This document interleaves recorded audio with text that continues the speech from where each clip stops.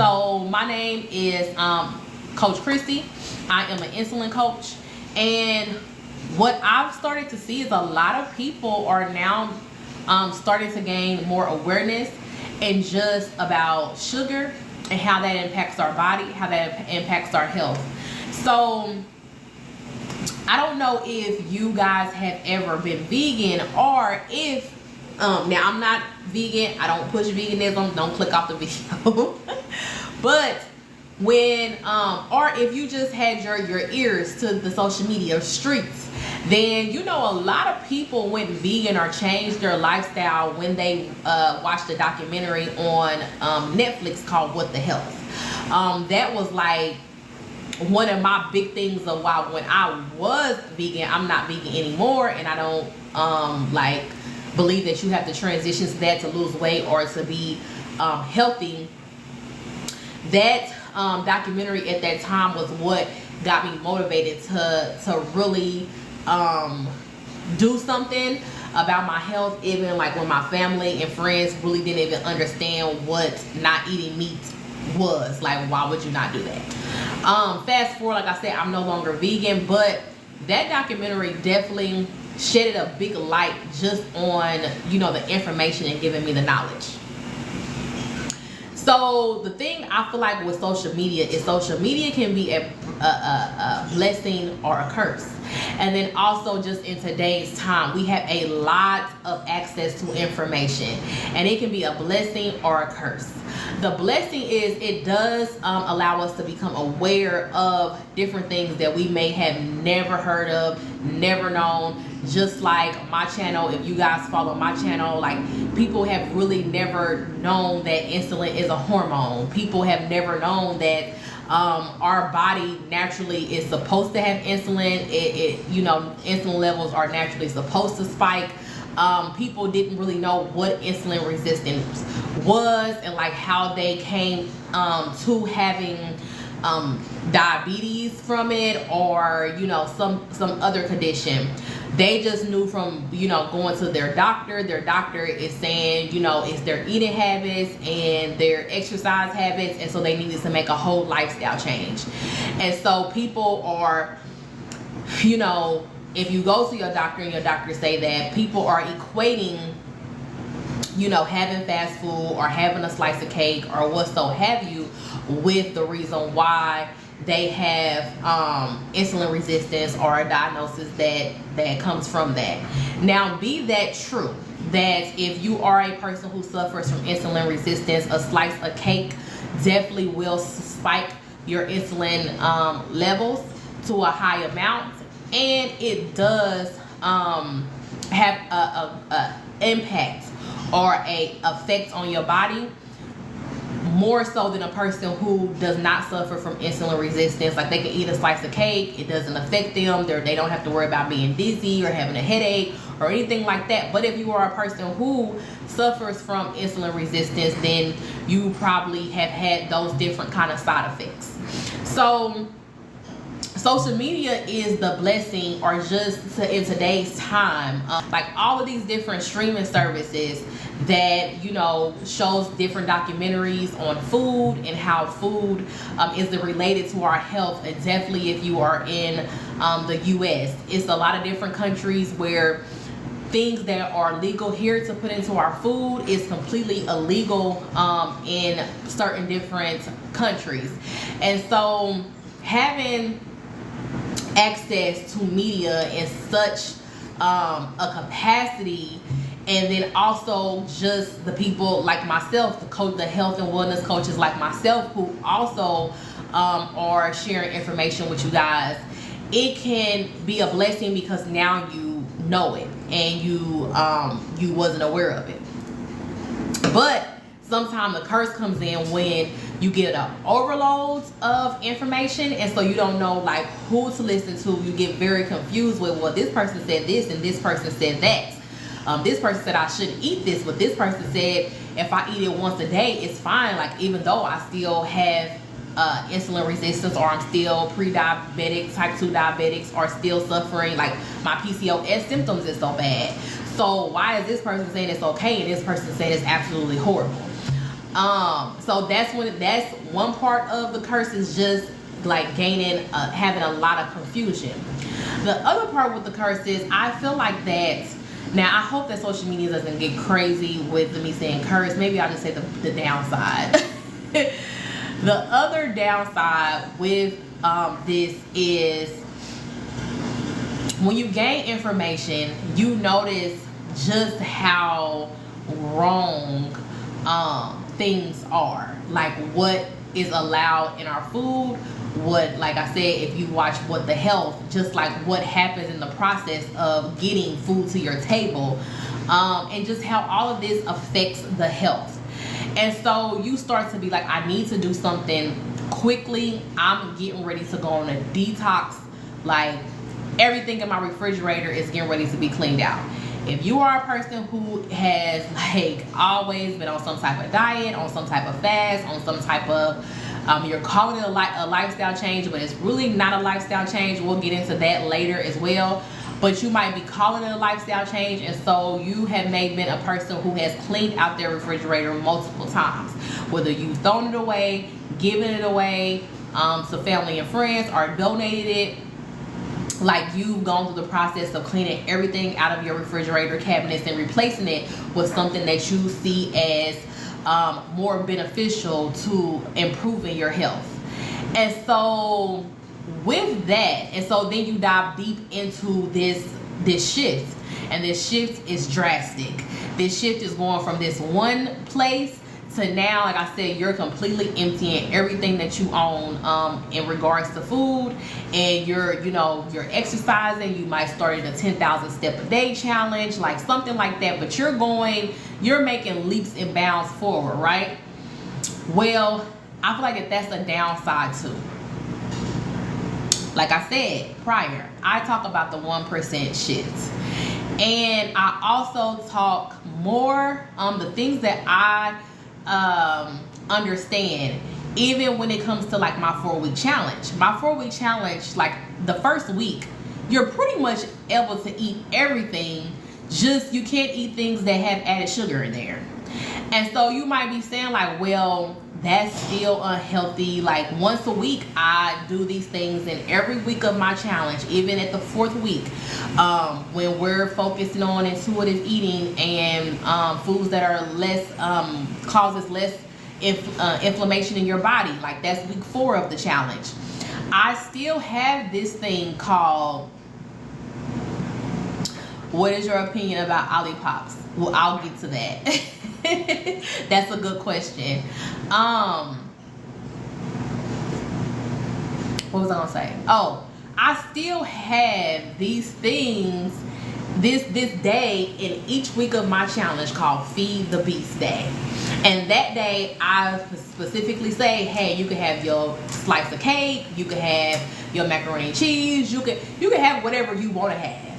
And so if you maybe talk to a physician, which definitely talk to your physician, you talk to a nutritionist, if you talk to another like health and wellness coach, they will say, well, that's going to spike your insulin. That is not approved food for somebody who is insulin resistant. And so with all of this, I say there is not one thing I think that we put into our mouth that we really don't think that we shouldn't be eating. Now, granted, there are things like you having honey instead of sugar, and you didn't know that honey is basically the same thing and it's going to spike your glucose. So that is, I guess, an exception, and different things like that. That's an exception.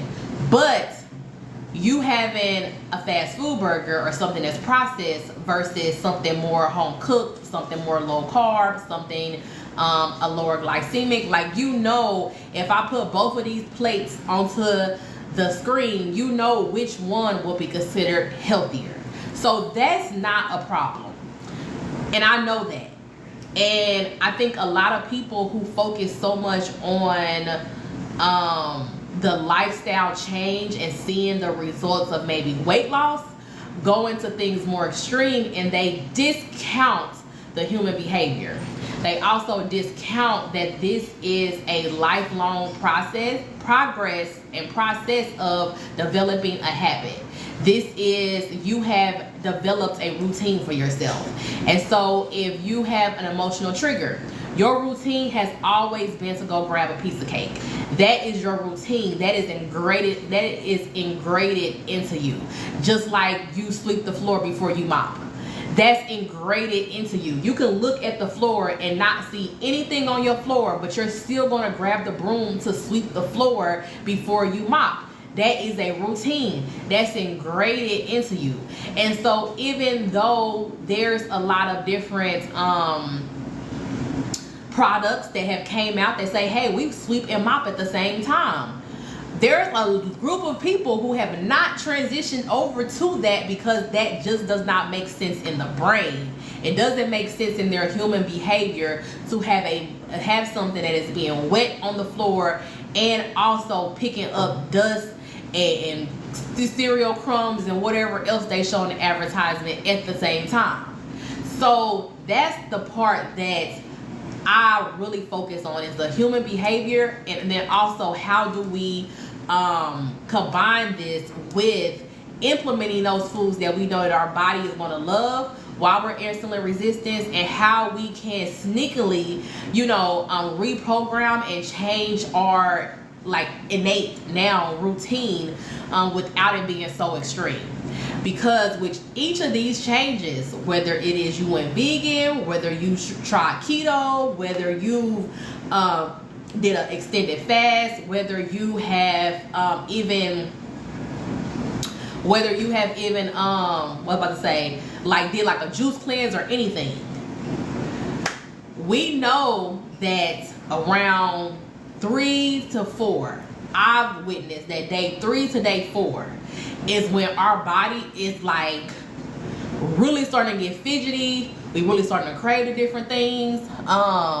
Somebody said, I'm having the hardest time trying to reprogram my brain. So that's basically kind of what this video is about. And so we're gonna get to that. And then I still have the other comments too. You had commented about the Olipop, so we're gonna get to that too. So yeah, thank you for saying both of those things. So that's what my 4-week challenge is. The link is in the bio, but that's what it's about. It's the reprogramming of the brain. And some things we are having to work with. I feel like it's easier to work with something than to completely reprogram it. It's easier to gain awareness of something and then to know how to work with it, know how to lessen what your response is going to be to it, than to completely change of having the response, period. See, a lot of different coaches, or especially in the health and wellness bits, or even doctors. I mean, a doctor, if you ask them, what do I need to do to get healthier and to reverse my diabetes, pre-diabetes, or whatever else, put my PCOS in symptoms manageable, they will not even give you a list. They will just say a long laundry list of stuff that you need to stop doing. And basically, if you continue to do the things that you're doing now, you're doomed and it's going to get worse. So you're in this brain overload, a fog of saying everything that I put into my mouth is horrible. You're now going through a guilt cycle of saying, I am the reason why my health is like this, because for some reason I can't stop eating this thing. You really think that you have a choice of why you're eating this thing. You have not really gained awareness that sugar is put into our foods at a very young age, at a toddler stage, before we even realize it. You are unaware that these companies are paid billions on billions of dollars. The scientists that create recipes that are in fast food chains or that are in the frozen food sections, the scientists work with the chef. So the chef maybe comes up with the idea, but the scientist is there to know exactly how much sugar, salt, and fat to put into an ingredient to make you addicted. So you yourself really think that you have control over your appetite. You yourself think you have control over just stopping this thing and not having the withdrawals, but you yourself don't. It does take a progress. And so this is just me being like very direct in this video to say, like, to go cold turkey from something, especially when it's sugar. Sugar gives you a dopamine hit. They said if you put like a person who has a sugar addiction versus a person who has a cocaine addiction, their brains, if you study their brains do the same exact thing when a person gets the hits of sugar in their food and when a person gets a hit of cocaine.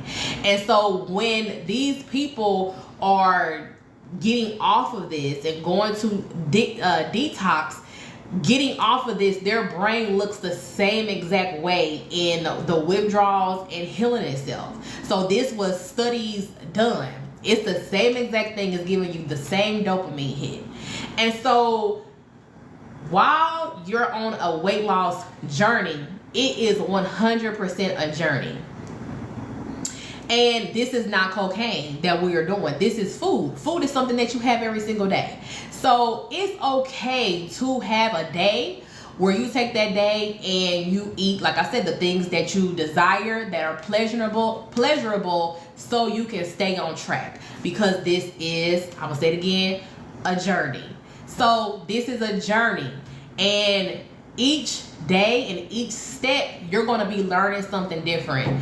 It's actually so many different things that I've now learned about myself, and even when it comes to like my emotional triggers, even when it comes to things that are enjoyable. So like speaking of the dopamine hit, like I said, this is more about human behavior than what you eat. It's more about why you eat it and then how you eat it. But really it's a big focus on why you eat it. And so I had to find things that now gives me the same kind of dopamine hit or release, like sitting eating food that I like.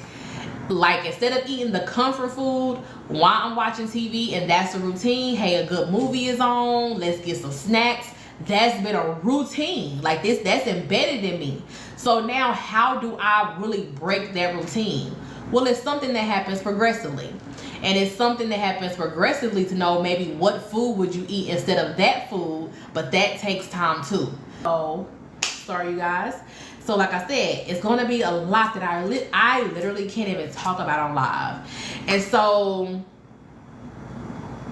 I don't know if you guys seen it, but I just got a notification from TikTok basically saying the things that I'm saying are restricted and that I can talk about them, but they won't push the video out for me. They won't put it in recommendation for me, and they won't send anybody else to the live for me. So this is what the battle is with social media. I am working on different things coming up the pipeline, you know, for next year that will be mainly on my own platform, like Zoom calls and things like that. That's why I do have the free insulin calls. Like I said, the link is in my bio if you haven't booked one of those. But it's a Zoom call, it's one-on-one. It's not, I never post them on social media, but we're able to talk about everything on these calls, from procrastination to childhood trauma to the eating habits and how, like, what the actual hinder is, you know, to negative self-talk. Like, we talk about all of these things on live, whereas if I was to say it on social media, it will like come across as like hate speech or something because I can't say the words. But on Zoom, you're able to say the words. We're able to talk in a one-on-one conversation and we don't have to deal with the restrictions.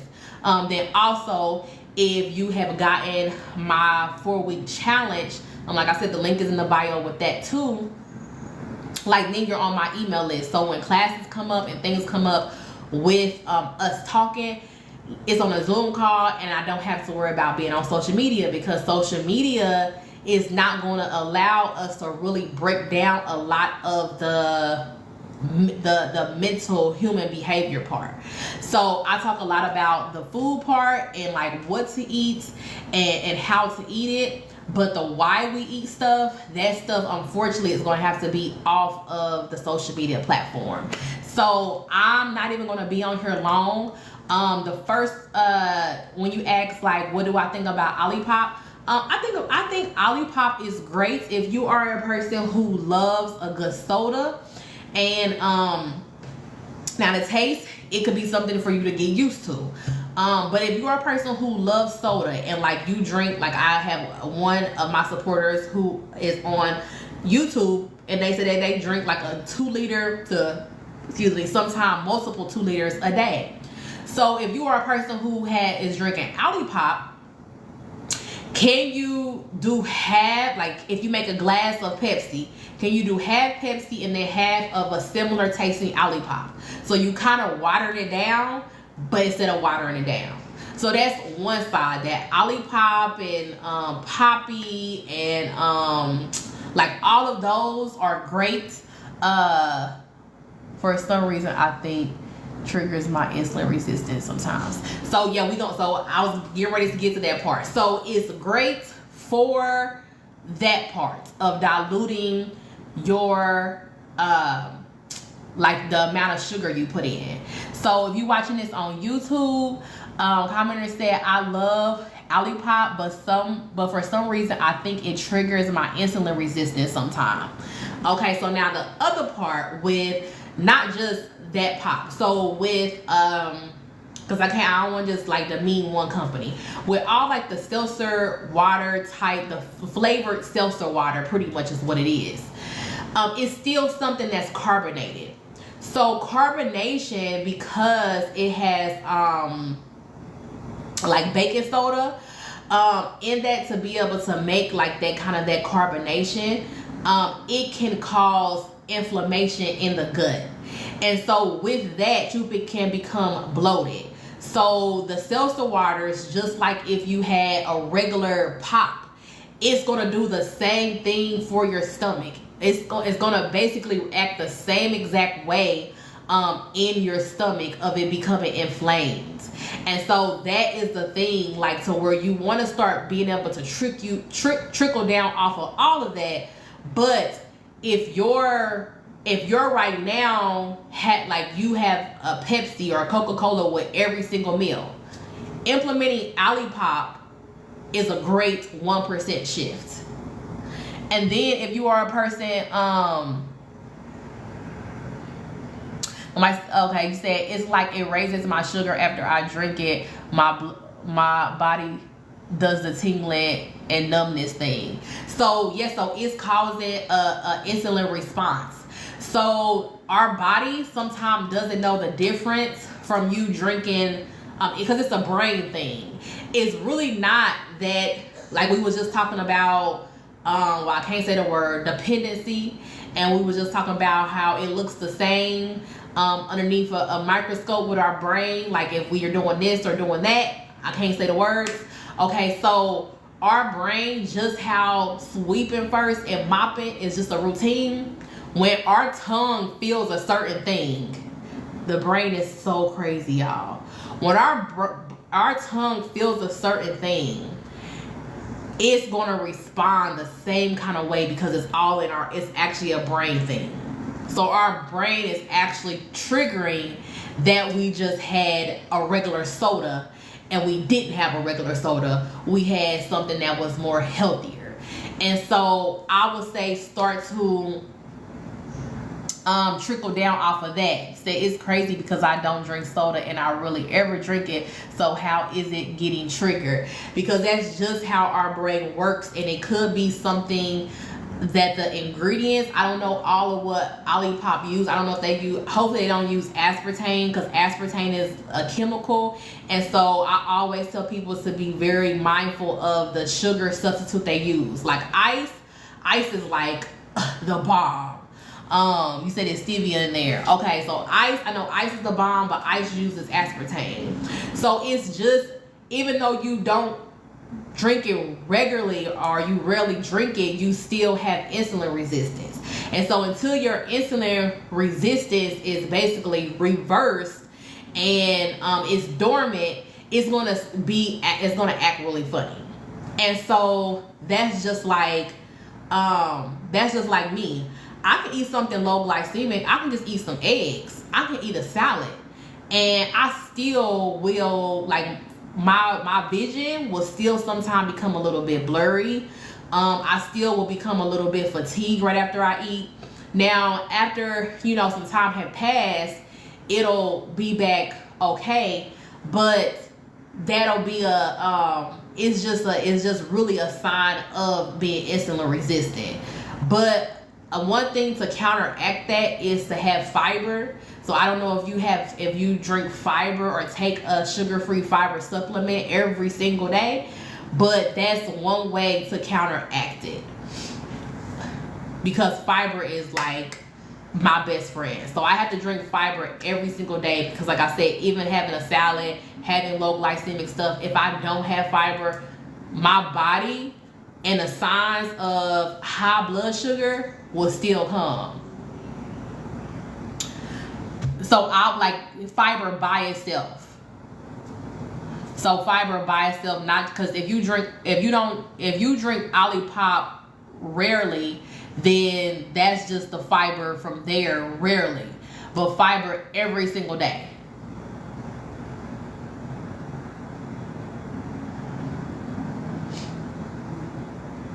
Yeah, so fiber every single day. And I'm going to look,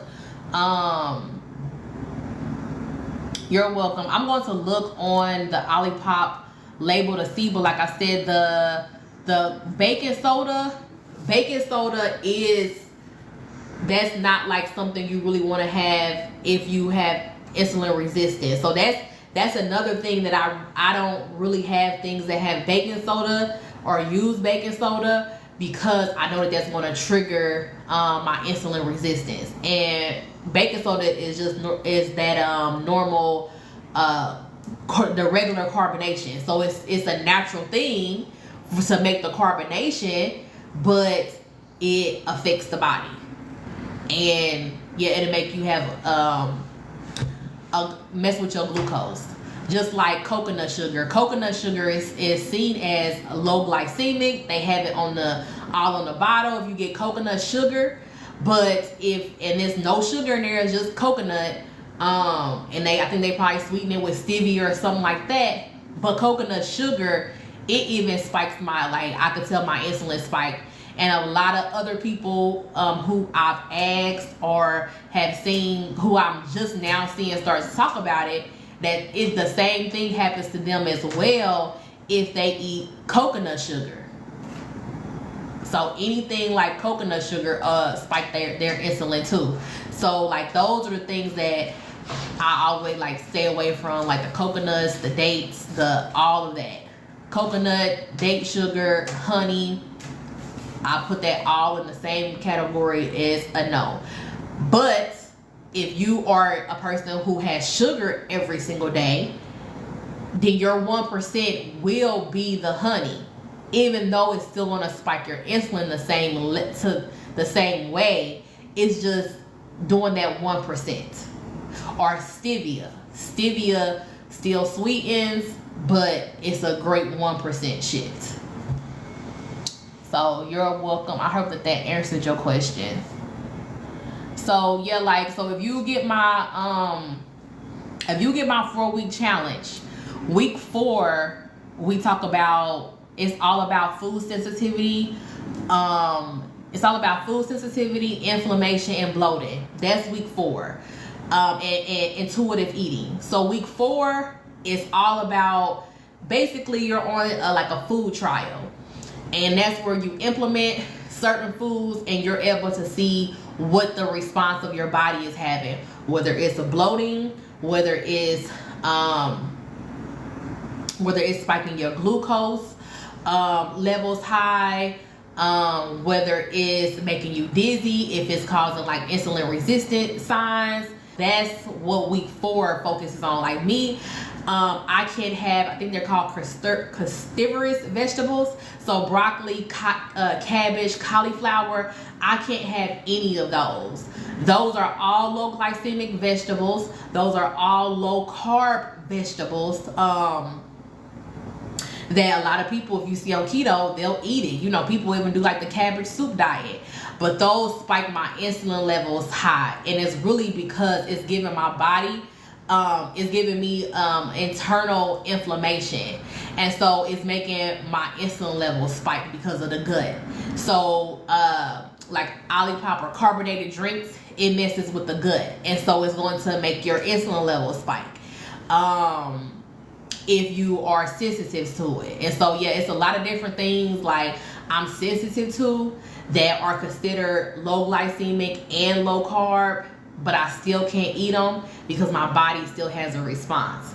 So that's, like I said, week 4. So I have people go through every single other week, just so they can know, like, I know red meat is gonna spike. You said, so I have an allergy to eggs, and I eat eggs, and it could trigger my IR. Yes. So if you have an allergy to eggs, you know you ain't supposed to be eating no eggs if you got an allergy to them. But if you got an allergy to eggs, and now you ate them, and so that egg is gonna cause, so pre-diabetes stem from insulin resistance. So once your insulin resistance is getting worse because, you know, we're not doing the lifestyle change effectively, then it becomes pre-diabetes. And then after pre-diabetes, it becomes, of course, diabetes type 2. So it's just the worsening. And then also during having insulin resistance, you could develop PCOS. You don't have to have cysts on your ovaries that have like PCOS. And so a lot of women will start to develop that. It's literally like insulin resistance, a lot of different autoimmune diseases, a lot of different, you know, splotches on the face, hyperpigmentation, eczema. So many things actually stir from insulin resistance, but it's no way to test it until you get tested for like your fasted glucose levels, and they're in the pre-diabetic stage. If it doesn't go to that level, the doctor will say it's normal, but you know, you need to make a lifestyle change. Your cholesterol is a little bit high. Cholesterol actually comes from insulin resistance. So it's not about the egg yolk, it's about the sugar. But yeah, to answer your question, well, I just answered that question. Then to go back to answer the other question, yes, if you are mildly allergic to eggs, so therefore I know you're not anaphylaxis to them. If you are mildly allergic to eggs and they go down into your gut, into your intestines, and cause inflammation, it will make your glucose spike and mess with your insulin resistance. Yes, because all of this, all the food is getting so let's go step 1. Step 1, you eat. Your glucose is your blood is wait, I got a call, I missed that, sorry. Okay, so I was getting ready to explain it, so you right on time. So step 1, you eat. Your body, your insulin levels naturally is supposed to spike because that's how it does to know that your body eats. Like I did a live earlier, and I was saying that's like you turn the kitchen light on when you turn the light on when you coming into the room. So your insulin levels are naturally supposed to do that. That lets you know that you coming into that food is coming into the room, and we about to start the process to turn this food into glucose. So it's going through your digestive tract, and it's going to your liver. Your liver is what now, phase 2, is what turns that glucose now into energy to be able to push through your body. But now, hey, you're insulin resistant. The glucose is not processing how it should process. So a lot of the glucose now is going into your bloodstream, it's going into your fat cells, it's going a lot of different places because you have an excess of glucose. So your liver can't churn it as fast as it needs to. And so when you have something that it goes into your body that causes inflammation, it's basically like you're putting a clog into your body. You're putting a clog into that track. I didn't take anatomy. This is just how I'm trying to express it. So a person who took anatomy, they'll be able to really say what I'm trying to say. But you're basically putting a clog into that track to where now your liver is already working overtime. You did something now to inflame your intestines, and so it's going to spike your glucose high because you already have a hormonal imbalance. Insulin resistance is a hormonal imbalance. So you already have a hormonal imbalance. That means we already have a faulty insulin system. And so the foods that we eat that causes inflammation, we have to be very mindful of those foods too, because your body starts freaking out like, oh crap, we can't do anything with this, and it starts to make you retain water. This is stressful as hell. It's just so much. So hopefully this helps. Like I said, if you haven't got the 4-week challenge, get it. Just get it. It goes week by week. And so the thing is, I heard the saying that says, how do you eat an elephant one bite at a time? It's stressful because it's so much information, and sometimes, like this whole video is about, we don't do the 1% shift. We try to do the big leap because everything is affecting us, because we have a diagnosis, or we have a faulty system right now. So everything is affecting us. But I lost 45 pounds now so far, naturally. I thought I was going to have to get surgery. I thought that there was no possible way I was going to be ever to reverse like my diagnosis. I've already 100% reversed my pre-diabetes. I already have started to get my like insulin resistance and PCOS symptoms under control, so I can work on 100% reversing my insulin resistance. Everything. I have pre-diabetes and I'm struggling. It's a lot. I'm going to schedule the call. Congrats, girl. Yes. Thank you so much. Yes, schedule the call, because it's a lot, because it's like you trying to climb a mountain. But I always like to watch like nature stuff and people doing stuff very adventurous and skydiving. Like, I love watching that stuff because I'm never going to do it, but I love watching it. And so I learned that when people do rock climbing, they always look at where they're going to place their foot before they place their foot. And an amateur just moves their foot over before they know that they have the spot there. And so that's the same thing is starting to change and actually have the lifestyle change, because all of our starting points are different, and our day-to-day could look different. And so you have to look and see where you're going, what's the next step in front of you before you move that way. And we can't count the next 10 steps because we haven't got to the 10th step yet, or the next 10th foot placement, because we haven't got there yet. Like when people are rock climbing, they can just go up a little bit and the whole temperature change. It could be wind, it could start raining. And so where they thought they was going to go, they might have to move a different other kind of way. And so that's why it's so better to, what time do you recommend to have dinner if your bedtime is at 10? If your bedtime is at 10, you want to stop really by 8 p.m. You can stop at 8 p.m. That's good. If you can stop at 7 p.m., that's awesome. But I would say by 8, because now you give yourself 2 hours to use the restroom, because you should be drinking at least a gallon of water a day. If you have insulin resistance, so you give us enough time for your body to your bladder to drain.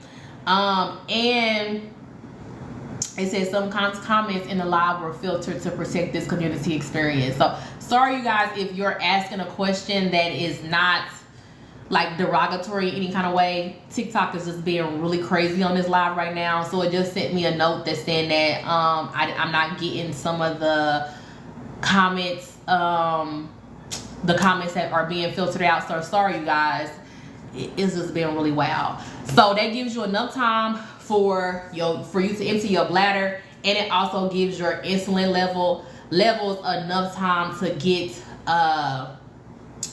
back down stable, so you won't have problems with insomnia or getting to sleep. The gallon of water a day, OMG, I barely hit it 8 ounces. Yeah, well that's what but that's, so if look at your day, like your average. So if your average, so that's 8 ounces, that's 10, you say 10 glasses of water. So if your average is 80 ounces, yeah, 80 ounces. So if your average is 10 glasses of water, that's 8 ounces per glass. So your average is 10 glasses of water. That give you 80 ounces. You said barely, so how often do you get 10 glasses of water? Or what's that? That's like 5 water bottles. Or like, because they like 17 ounces.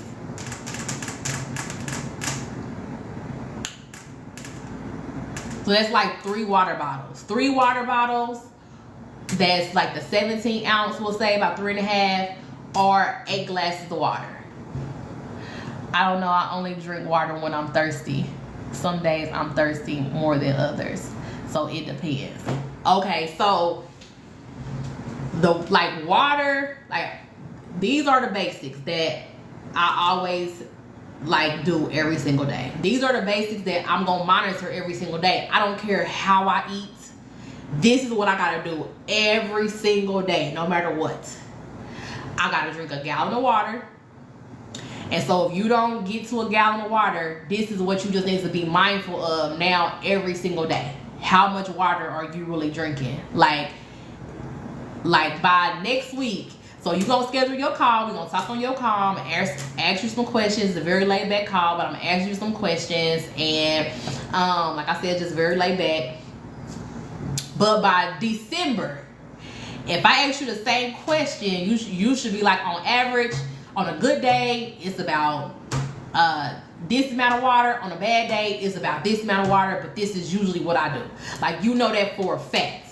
Because at the beginning of my day, I got a stand, like a china cabinet. I set my water bottles up on top of it. I'm looking at it right now. I set my water bottles up on top of it, and that's what I'll drink from throughout the day. Just grabbing them so I know that I drink them.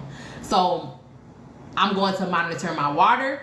I'm going to make sure that I have fiber every single day. Like, I don't care if I'm about to go out. I'm gonna have fiber every single day. I'm gonna take a fiber supplement. So therefore, I'm not worried about my food. Did I eat enough food that was high in fiber? No, I know that I took a fiber supplement that had the daily recommendation of fiber. So anything that's no sugar added. So Metamucil is a good one. Bellway, if you like powder, is a good one. They have different gummies that are good. Just make sure they're sugar free. Just make sure they're sugar free.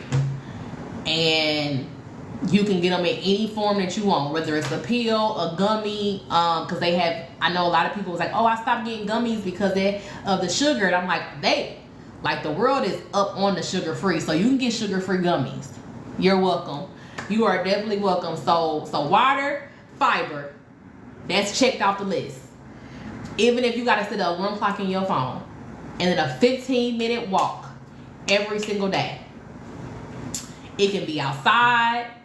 It can be, if you got a gym membership, you don't have to have one. It could be on the treadmill, and this is at a conversational pace. This ain't speed walking. I should be able to talk to you like this and still walk for 15 minutes. Yes. So the walk can be, if you laying down, because the walk don't have to be the 15 minutes at one time. It can be throughout the day. So say like you having an off day and you just laid in your bed all day long. Every time the ad comes up, stand up and walk. If the ad is 60 seconds or 30 seconds, check that off on a list that was part of your 15 minutes. So you might can only do 5 minutes at one time. If you go to work, you can use a 5-minute restroom break for a walk. Like if you have a sit-down job, and just walk around at just a regular pace. Now we're gonna be like, what's wrong with Linda? Why she? Just at a regular pace, and do that for 5 minutes. If you going somewhere, you walk into your car. You go to Walmart, you walk into your car. Walk around your car, or walk around your You said I did my 15 minutes a day. Okay, Kay. I love it. I love it. Captivating Kay. I love it. So, yep. So that every single day. Every single day. So until you say you're trying to get to 30 minutes. Once you are consistent with 15 minutes, like me, I know I do a 15-minute walk every day because I just know how much I'm up. Like even if I don't ever leave my house, I'm gonna be moving around constantly to hardly ever sit down, so I know I did 15-minute walk. Once you are comfortable with knowing that you have gotten enough movement in your day, and 15 minutes is just like you do it with your eyes, like it's not even nothing you can think about no more, then go to 30 minutes. But if you do a 30-minute walk for a week, or if you do it, like not even a week, if you do a 30-minute walk for 3 days, and at the end of that 3 days, you don't want to do it for the rest of the week, you don't want to do it for the other 4 days, then the 30-minute walk is too much. Go back down to 15 minutes. If you do a 30-minute walk, and after the 30-minute walk, you drain, you need to take a nap, you just don't feel like doing nothing else throughout your day because that kind of took your whole energy, go back down to a 15-minute walk. If you do a 30-minute walk, and after you get finished with the walk, you like, where is the carbs? Where is the sweet? Where is the convenient, unhealthy stuff that I know that probably got sugar that's going to raise my glucose levels? That means that your body just exalted energy, and your brain is telling your body, we need energy. Things with the highest glucose, aka energy, are carbs, things higher in sugar. And so our brain is naturally telling us, go after this food, because we just exalted all of our energy. So now go back down to the 15-minute walk. I love 30 minutes walk. I can do it. I just can't do it every day. So yes, unless you could do it every single day, don't do it yet. Because I'm not that disciplined yet. Listen, doing 10 to 15 minutes every single day is a very disciplined. Like you don't, like more doesn't mean more disciplined. Doing something on the most continuous, consistent basis is discipline. Because you can still have the same effects. You doing a 30-minute walk and your body responds negatively to it actually hurts your hormones worse than you doing a 15-minute walk that's comfortable and your body loves it. If you start going up in intensity or up in time and your body starts to like not really like it, then it raises your cortisol levels, which in return messes with your insulin levels, which in return keeps you losing weight, and it can make you bloated and also give you that inflammation as well. Virginia said, it's the gallon of water for me. I gotta get better. Yes, Virginia. See, Virginia, we done had our talk. We done had our talk. You got your 4-week challenge. So, and we done had our talk. So you definitely got it. Okay, thank you. Because I'm beating myself up. Yes, do not beat yourself up. Like you don't, like listen. I was a person who went from having 2 gym memberships. Virginia said, yes, I'm ready. We start Monday. 2 gym memberships, working out 2-3 hours a day in those gym memberships, to cutting all of that stuff out and going to just a 15-minute walk, At first couldn't lose over 20 pounds, kept on losing the same 20-25 pounds back and regaining them all back, to going to a 15-minute walk every single day and losing 45 pounds, because I was able to give my body what it loves, and that in return put my body into fat burning mode. When you start to stable your insulin and do things that keeps your insulin level stable, your body starts to burn fat. That's how you get rid of the belly fat, the fupa, the arm fat. Your face starts to be back. You know, you can start to see a little cheekbone here and there, because your body is now starting to burn fat without you working hard. What do I do about the numbness and tingling? It's bad today. All I had was a small mandarin. Well, a small mandarin is gonna spike your insulin levels because it's high in sugar. And an apple, chicken, potatoes, and broccoli. So the apple is also high in fructose. So anything that see, I don't want to confuse you. I don't want to give you too much, but just know, so you know what's causing it. I'm doing this so you know at least what's causing it, you aware. We can do the adjustments later, but what you aware of. Anything from fruit has fructose. Fructose is a sugar.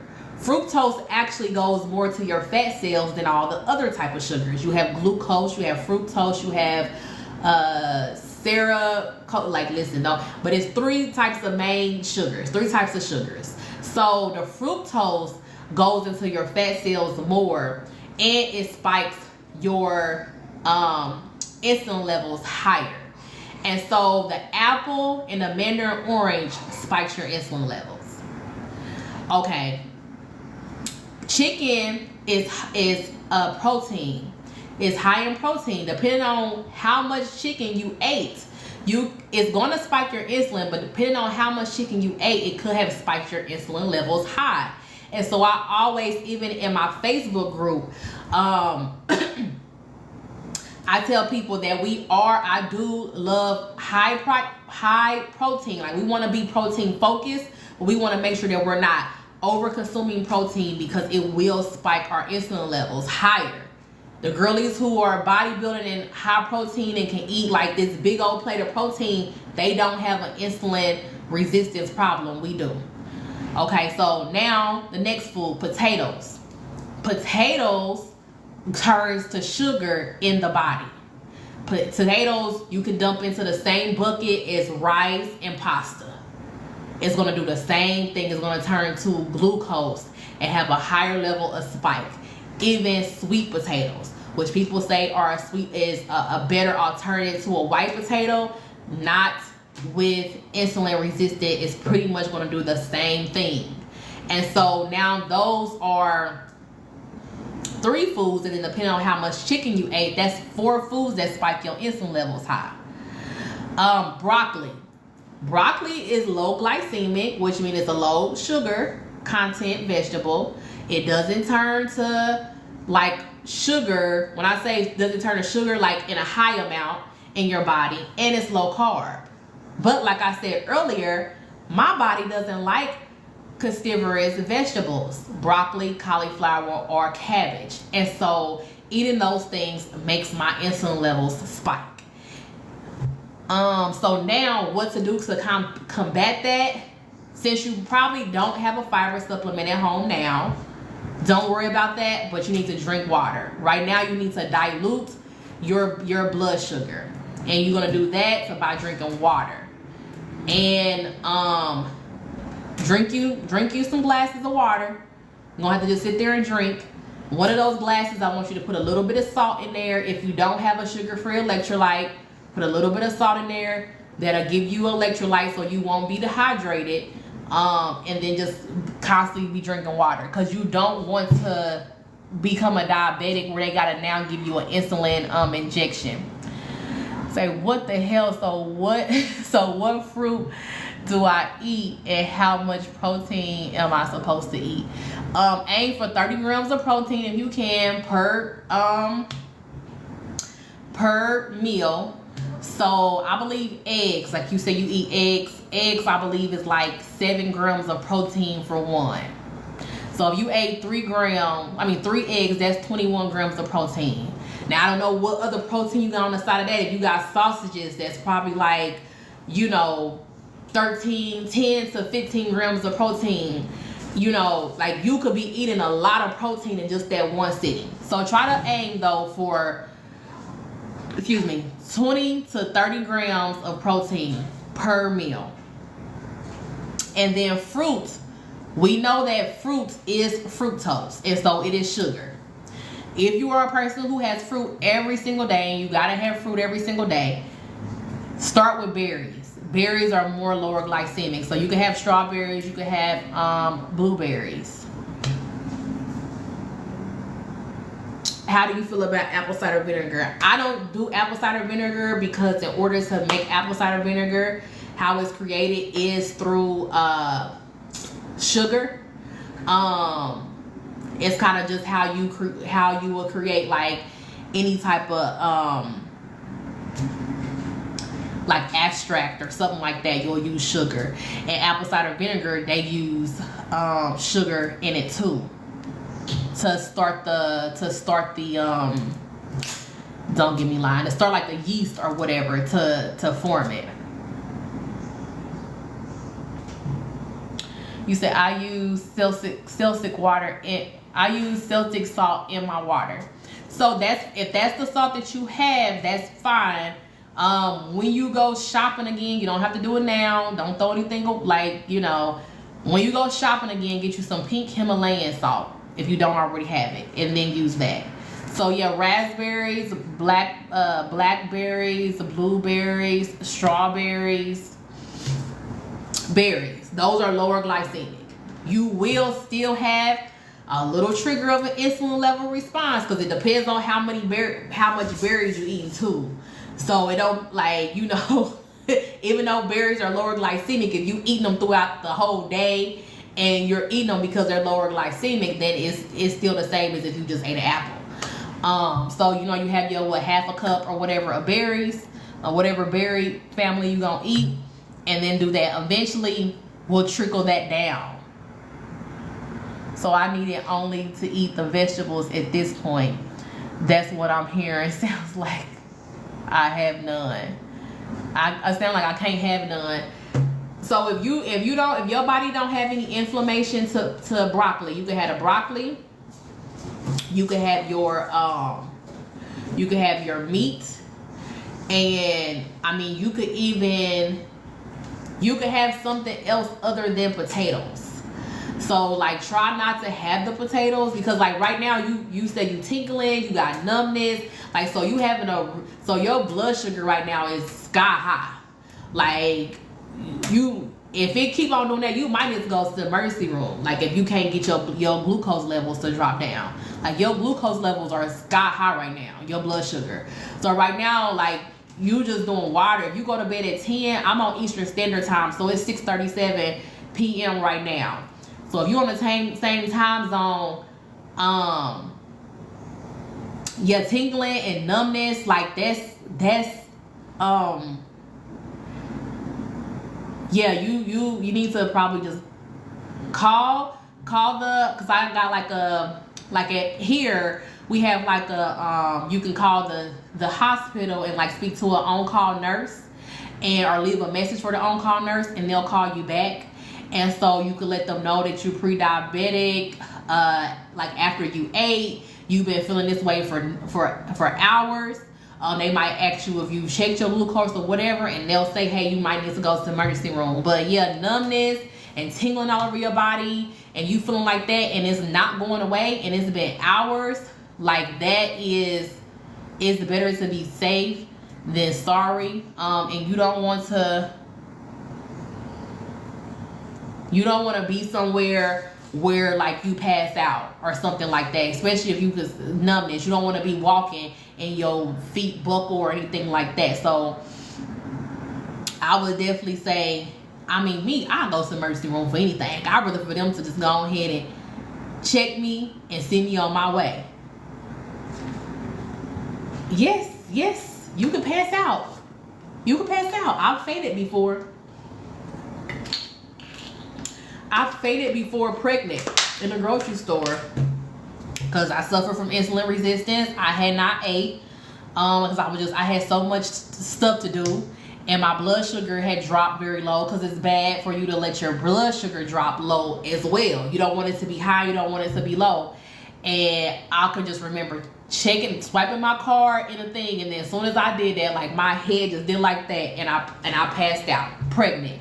Because they was like, when the last time have you ate today? I was like, no, I thought I was gonna eat when I got home, but my doctor's appointment ended up running over, and I'm like, oh, let me stop by the grocery store to get some groceries before my son gotta come home from school. And it was already at like 1:30 at that time. I had been up since 6 o'clock that morning. I had not ate nothing, so I let my blood sugar drop low.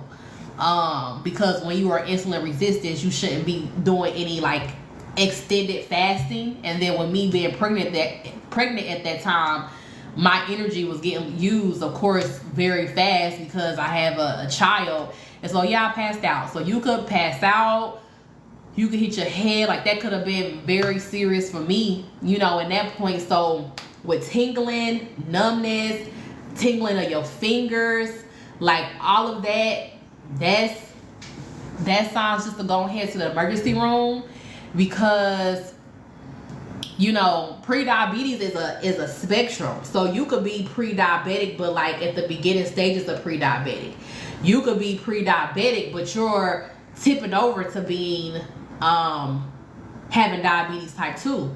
So I have people who I've spoken with, clients who are already have pre-diabetes type 2, and they take you know, different pills that their doctor will put them on, but you know, they still of course deal with signs, and they still, you know, deal with all of the stuff, and it doesn't stop their pre-diabetes from getting worse. So that's why they kind of, you know, talking to me to see how to change some different things in their lifestyle, because they'll try to stay on a diet and change, and then it'll go back to how it was. And then insulin shots, you know, is the next step.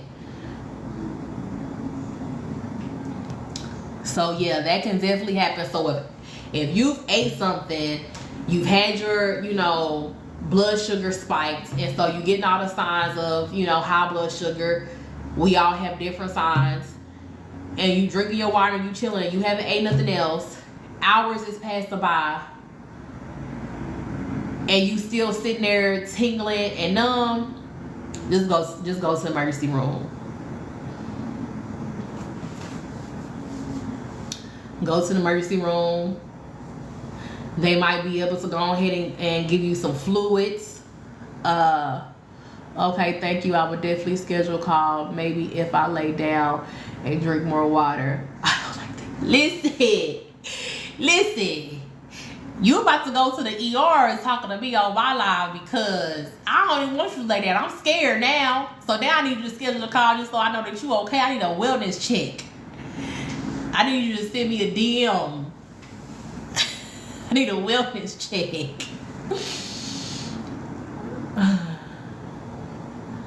Okay. So since you don't like going to the ER, just for my peace, can you call them and talk to the nurse?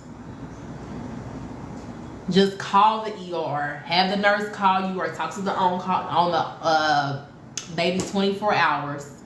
And talk to the nurse, let them know what's going on, and they'll give you the blueprint.